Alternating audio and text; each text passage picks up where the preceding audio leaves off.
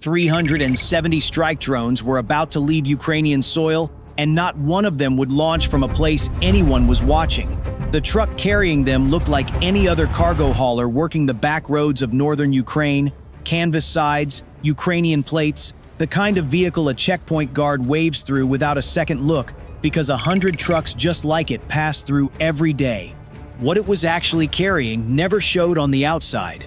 Racked and folded inside the cargo bed, more than 300 FP-1 long-range strike drones sat waiting for a launch order that would come not from a fixed site, not from a hardened bunker somewhere behind the lines, but from a vehicle that was never going to stop moving long enough to give anyone watching a fixed point to target. That detail matters more than it sounds like it should.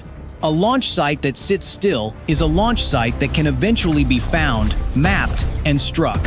A launch platform that fires while still rolling down a road at highway speed is something a targeting system built around fixed coordinates simply was never designed to catch.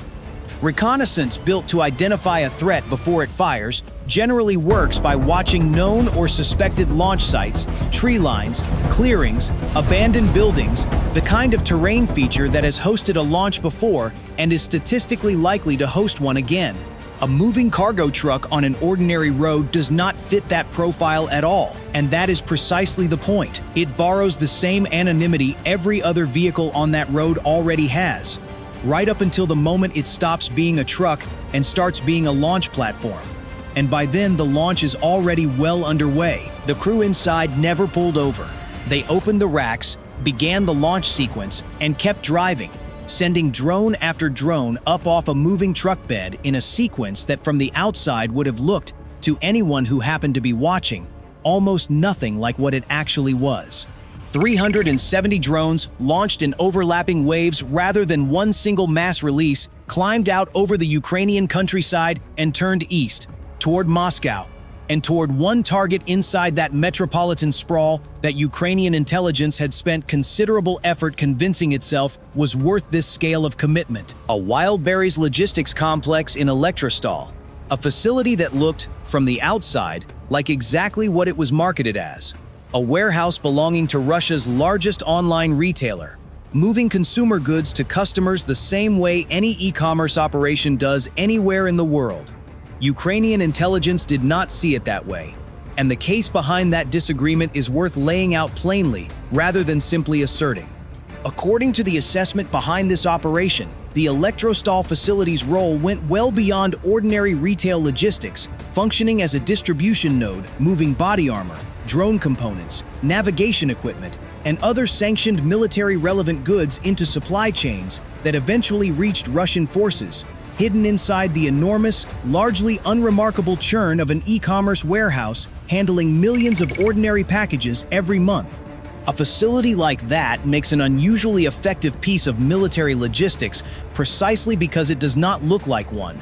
Nobody expects an online shopping warehouse to be defended like a depot, and until recently, nobody had needed to. 370 drones is not a number chosen for shock value. It is a number chosen because of exactly what a defense network is forced to do when it appears on radar screens all at once. Russian air defense around Moscow is dense, layered, genuinely one of the most heavily protected pieces of airspace on the planet, built specifically around the assumption that any single threat, or even a handful of threats, can be identified, tracked, and engaged with time to spare. That assumption holds up reasonably well against small numbers. It starts to break down mathematically the moment the number of simultaneous contacts exceeds what a finite number of batteries, radars, and interceptor missiles can actually process and engage within the time each individual threat allows. The problem is not simply that there are more targets than interceptors, though that alone matters.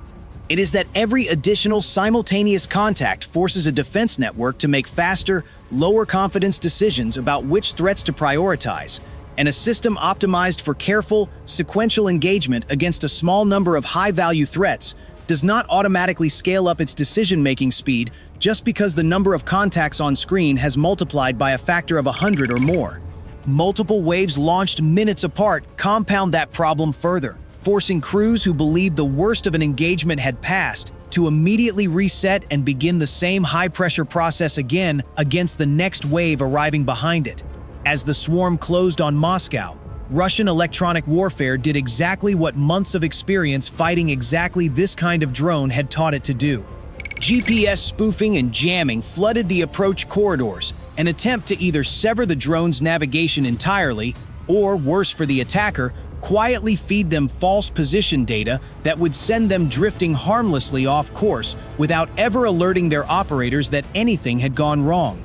Against an older generation of long-range drone, that tactic has worked before, and worked well. The FP-1s flying this mission were built around the assumption that it would be tried again.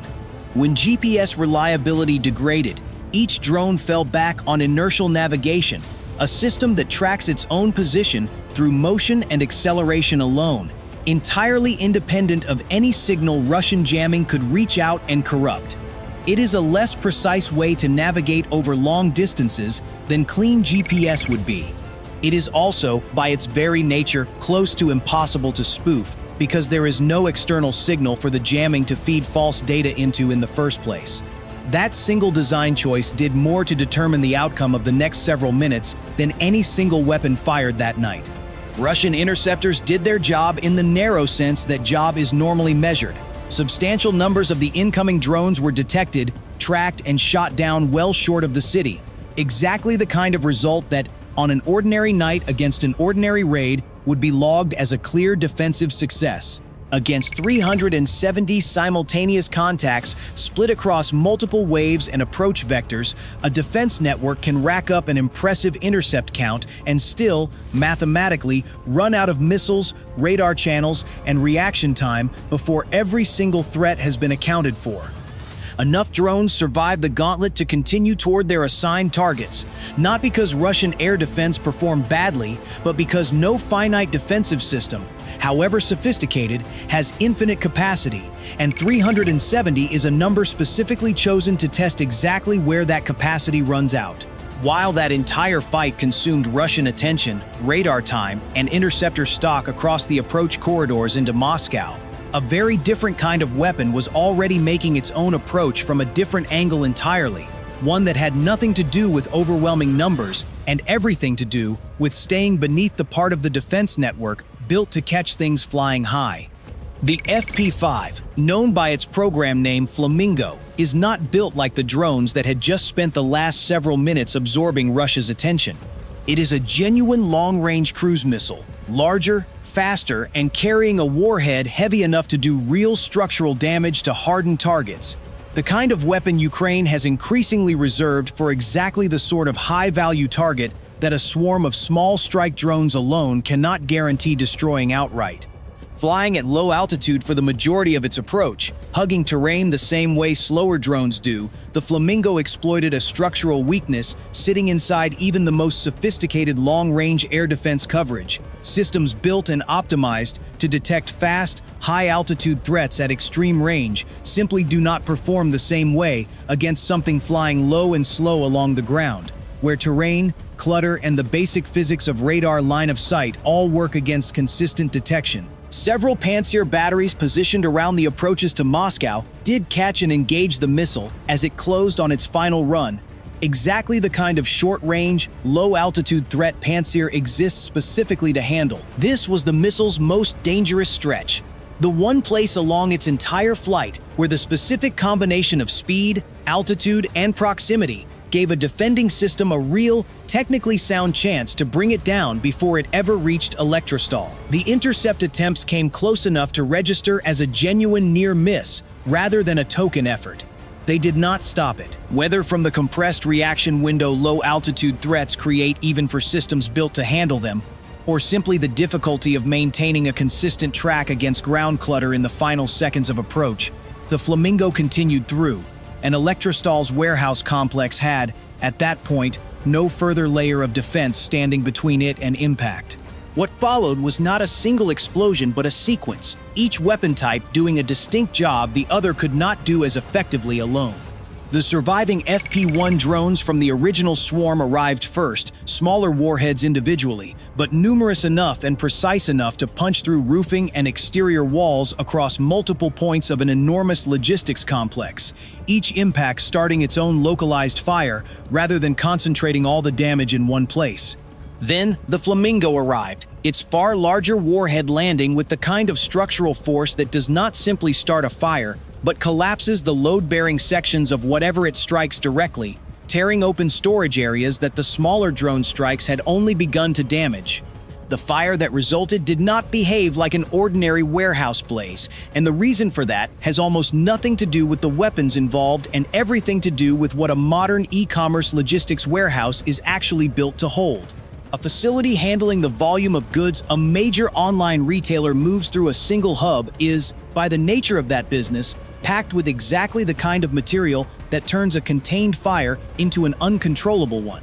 Cardboard packaging and paper by the ton, wooden pallets stacked floor to ceiling, plastics and synthetic textiles that burn fast and hot once ignited, all of it stored close together for efficient retrieval, rather than fire-resistant separation.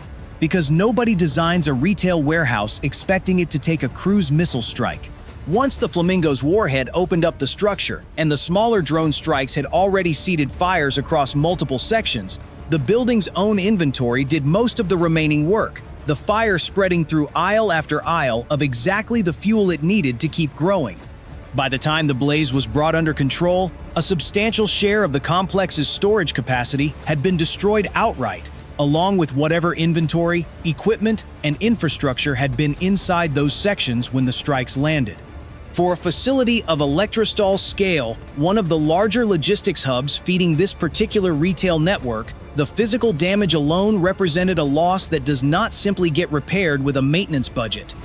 Rebuilding warehouse space at this scale, replacing racking systems, sorting infrastructure, and climate-controlled storage sections runs into real money and real time, months at minimum before anything approaching the original capacity comes back online. The deeper question, the one that actually justified sending 370 drones and a long-range cruise missile at what looks on paper like a shopping warehouse, comes back to what Ukrainian intelligence believed was actually moving through that facility. If the assessment behind this operation is accurate, and Ukraine has continued to publicly assert similar logistics campaigns against comparable facilities elsewhere as ongoing rather than a one-time strike, then Elektrostal was never really about disrupting a retailer's ability to deliver packages to ordinary customers. It was about disrupting one node in a longer chain moving equipment that Russian forces at the front actually needed, hidden inside a commercial supply network specifically because that kind of camouflage had worked for as long as nobody outside a small circle of planners knew to look for it. That is the strategic logic sitting underneath a strike that, described without context, sounds almost absurd. An Air Force expending hundreds of drones and one of its most expensive missiles against a warehouse. Modern military logistics, especially for a country under the kind of sanctions pressure Russia has operated under for years, does not always move through obviously military channels. Sanctioned components, restricted equipment, anything that cannot simply be ordered openly through conventional defense procurement has every incentive to move through exactly the kind of civilian-facing commercial infrastructure that draws far less scrutiny, both from outside monitors and from an attacker who has not yet worked out where to look. Once that logic becomes clear to the side doing the attacking, an ordinary retail warehouse stops being an ordinary retail warehouse and starts being exactly the kind of target this operation treated it as. The layered structure of the attack itself, cheap numerous drones to overwhelm and exhaust a defense network, followed by one expensive precision weapon to finish what the swarm alone could not guarantee, is not a technique invented for this single strike. It reflects a broader shift in how Ukraine has been forced to think about reaching targets defended by a country with vastly more air defense infrastructure and vastly more interceptor stock than Ukraine has strike weapons to spend against it. Overwhelming a network through sheer numbers is expensive in absolute terms. 370 drones is not a trivial investment even at a few $1,000s each, but it remains a fraction of what a single advanced interceptor missile costs. And every interceptor a defender fires at a decoy or a low-value drone is one less interceptor available for the missile that actually matters. None of this makes a facility like Elektrostal permanently indefensible.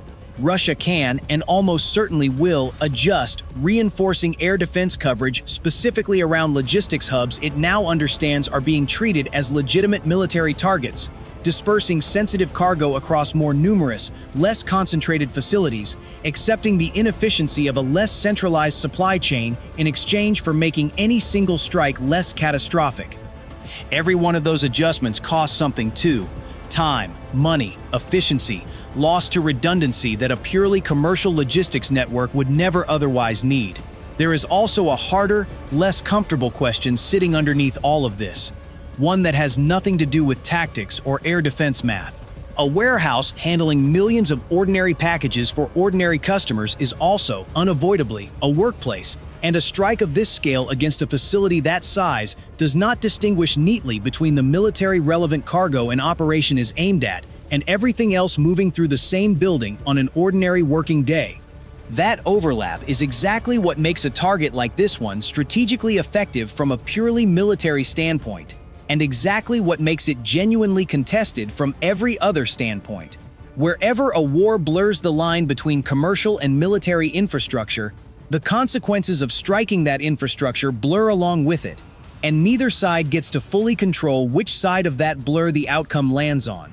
What this strike demonstrated, more than the damage to any single warehouse, is that the line between civilian commercial infrastructure and military logistics has become considerably harder to hold cleanly in this war, and that a defender who has not yet drawn that line correctly is vulnerable in places a purely military-focused defense plan was never built to protect.